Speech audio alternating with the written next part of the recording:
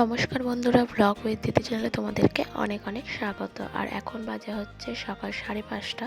তো এখন থেকেই তোমাদেরকে সঙ্গে নিয়ে আজকের ব্লগটা স্টার্ট করছি। আই হোপ যে আজকের ব্লগটা তোমাদের বেশ ভালো লাগবে। আর সকালবেলায় এক গ্লাস গরম জল দিয়ে শুরু করলে না বেশ ভালো লাগে। আর ওয়েদারটা যেহেতু একটু চেঞ্জ হয়েছে, আর আমার না প্রচণ্ড ঠান্ডা লাগার ধাত, তো একটুতেই ঠান্ডা লেগে যায় আর গালে একটু মামসের ব্যথা করে। তো গরম জলটা খেতে এতটাই ভালো লাগছিল কি বলবো। আর এখানে দেখো ছেলের টিফিনটা একটু গুছিয়ে নিচ্ছি। আর একটা মজার কথা শেয়ার করি তোমাদের সাথে, যেহেতু কদিন ধরে বৃষ্টি বৃষ্টি হচ্ছে, তো লোডশেডিংয়ের পরিমাণটাও খুবই বেড়েছে। আর আমরা এখানে যেহেতু নতুন সংসার, তো অনেক কিছুই আমাদের এখনো টুকটাক কেনা হয়ে ওঠেনি। খুব বেশি দিন তো হয়নি আমরা এখানে এসেছি। আর আগে খুব একটা লোডশেডিং হতোও না, সেই জন্য টর্চ চার্জার এগুলো কেনার কথা খুব একটা মাথাতেও ছিল না। তো যাই হোক, হঠাৎ করে লোডশেডিং হয়ে গেছে। এবার আমি কিভাবে রান্না করব বুঝতে পারছিলাম না। আর ফোনের লাইট জেলে কাজ করছিলাম ঠিকই, কিন্তু ঠিকঠাক সেট করতেও পারছিলাম না। তো মাথায় হঠাৎ করে বুদ্ধি আসলো যে আমার যে ভিডিও করার স্ট্যান্ডটা রয়েছে সেটার মধ্যে যদি আমি ফোনটাকে আটকে নিই আর তারপরে ফোনের লাইটটা জ্বালাই, তাহলে কিন্তু লাইটটা চারিদিকে ছড়িয়ে পড়ে আর কাজ করতেও সুবিধা হয়। তো এইভাবেই কিন্তু আগের দিন রাত্রে আমি রান্না করেছিলাম। আমার স্ট্যান্ডটা কিন্তু করার সঙ্গে সঙ্গে লোডশেডিংয়ের দিনেও কিন্তু আমার বেশ হেল্প হয়ে গেল।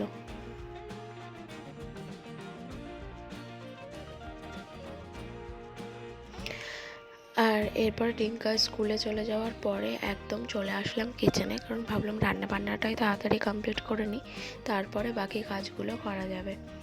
তো দেখো আজকে মেনুতে ছিল হচ্ছে ডিমের ঝোল আর হচ্ছে লাউ ভাজা, আর বেশি কিছু রাখিনি। আর মামাম ডিঙ্কা তো ডিমটা খেতে ভীষণই ভালোবাসে।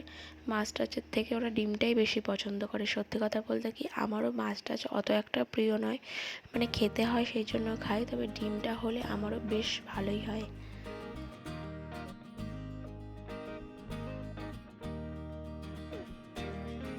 লাউ ভাজাটা করে ভাতটাও উপর দিয়ে দিলাম, আর এদিকে দেখো ডিমের ঝোলটা বসিয়ে দিয়ে চলে আসলাম হচ্ছে বাকি ঘরের অন্যান্য কাজগুলো সারতে। আর ওয়েদার যদি এরকম মনোরম থাকে, যতই কাজ করি না কেন খুব একটা ক্লান্তি আসে না, কারণ এরকম ওয়েদারে বেশ অনেক অনেক বেশি করে কাজ করা যায়।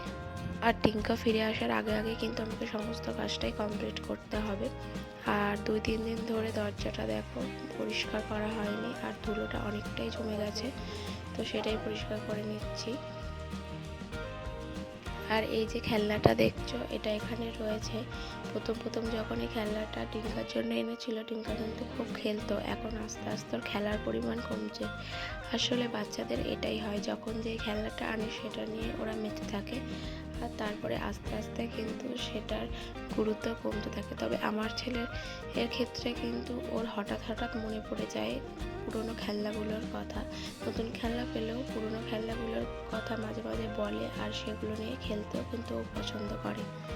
আর সেই কারণে পুরনো খেলনাগুলোকেও কিন্তু আমি যত্ন করে রেখে দিই, কারণ কখন কোনটা ওর মনে পড়বে আর সেটা নিয়ে খেলতে চাইবে, আর না পেলে এত বায়না করবে কি যে বলবো।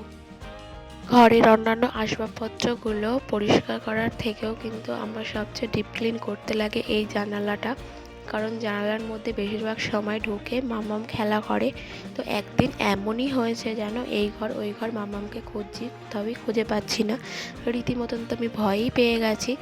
এবার হঠাৎ করে দেখি যে জানলার বক্সের দরজাটা আর কি দেওয়া, তো খুলে দেখি মাম্মাম ওর ভেতরে ঢুকে ওখান থেকে দরজাটাকে বন্ধ করে দিয়েছে। তো কি ভয় পেয়ে গেছিলাম তোমাদেরকে কি বলবো। আর এই ঘরের বিছানাটা তুলতে একটু লেটই হয়ে যায়, কারণ মাম্মাম এই ঘরে ঘুমায়, আর ওকে সকাল সকাল তুললে আমার কাজের একদম গন্ডগোল হয়ে যায়, সেই জন্য আমি ওকে সকাল সকাল তুলিও না। তবে মাঝে মাঝে ও সকাল সকালেই উঠে যায়। আর এখানে দেখো আমার ডাস্টিংয়ের কাজ করতে করতে এদিকে কিন্তু ডিমের ঝোলটাও কমপ্লিট হয়ে গেল। তো এইভাবে রান্নাবান্না করলে কিন্তু দুদিকেই সুবিধা হয়। এদিকে রান্নাবান্নাটাও কমপ্লিট হয়ে গেল, আর ওদিকে আমার ডাস্টিংয়ের কাজও কিছুটা কমপ্লিট হয়ে গেছে। তো আজকে ভাবলাম যে আলনাটা একটুখানি পরিষ্কার করে নিই, অনেক কদিন আলনাটা ধরা হচ্ছে না। অনেক কদিন বলতে 4-5 দিন মতন আলনাটা পরিষ্কার করা হয় না, আর এতেই কিছু কিছু ধুলো পড়ে গেছে। তো আজকে আলনাটাকে একদম ভালোভাবে পরিষ্কার করে নিলাম। আর তোমরা তো জানোই আমি আলনার এই সাইডটাতে বালিশগুলোকে গুছিয়ে রাখি।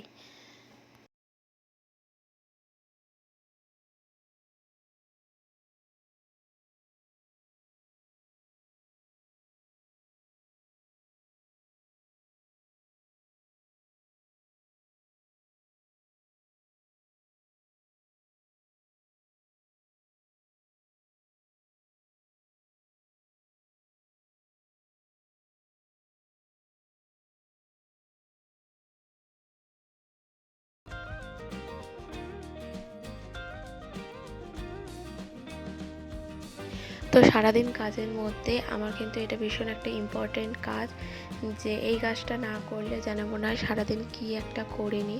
আর এই গাছগুলোর পাতাগুলো আমি সুন্দর করে পরিষ্কার করে রাখি। আর কিছু বুনো গাছ হয়েছে সেগুলোই আর কি তুলে ফেলে দিচ্ছিলাম। আর যেহেতু কয়েকদিন ধরে প্রখর রোদ হচ্ছিল, পাতাগুলো একটু শুকনো শুকনো হয়ে যাচ্ছিলো, তা সেগুলোই আমি একটুখানি কাটিং করে নিচ্ছিলাম। আর এই টবটাতেও কিছু ছোট ছোট গাছ হয়েছে, সেগুলোই আর কি তুলে ফেলে দিচ্ছিলাম। দুদিন ধরে বৃষ্টি হওয়ায় যেন গাছগুলো আবার প্রাণ ফিরে পেয়েছে। তাহলে বন্ধুরা, আজকের ভিডিওটা এই পর্যন্তই। দেখা হচ্ছে নতুন একটা ব্লগের সঙ্গে। ততক্ষণ পর্যন্ত তোমরা সবাই ভালো থাকো। ভালো লাগলে একটা লাইক করে দিও, আর কেমন লাগলো কমেন্ট করে জানিও। আমার চ্যানেলটাকে সাবস্ক্রাইব করে আমার চ্যানেলের পাশে থেকো। টাটা।